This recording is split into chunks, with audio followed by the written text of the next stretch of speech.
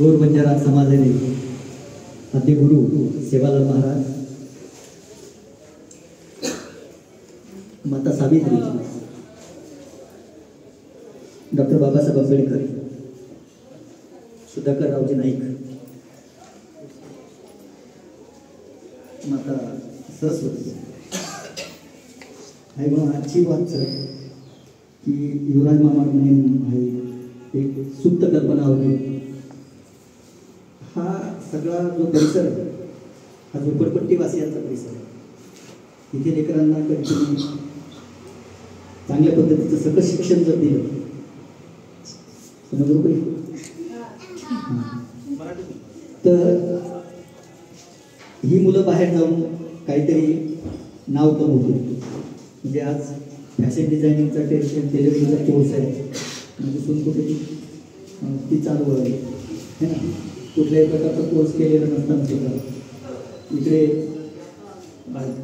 Pilot premier English school आणि तिकडे गोरबंजारा वर्णमाला.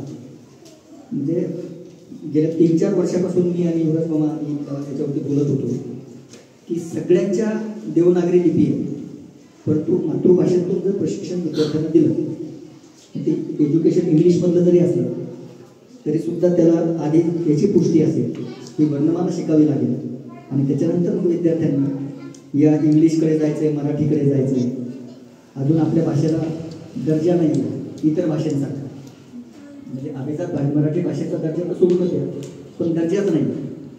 तो दर्जा आणण्याचा प्रयत्न चांगला आहे. मला तरी खात्री आहे. मी 2 वेळेला आमच्या महाराष्ट्र शासनाच्या मराठी विकास संस्थेमध्ये याबद्दल बोललेलो आणि तुम्ही मला जेवढं मटेरियल पाठवलं तेवढं त्यांना दिलं. तर आपले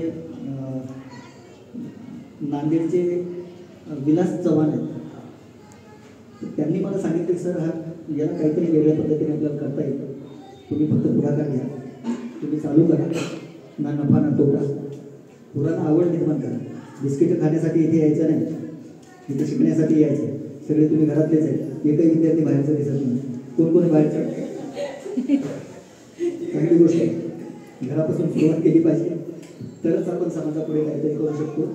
मी पुन्हा एकदा या पायलट प्रीमियर इंग्लिश स्कूल आणि गोरबंजारा वर्णमाला लिपी आणि फॅशन डिझायनर्स टेलरिंग कोर्स माझे टेस्ट शिवून देशील आहे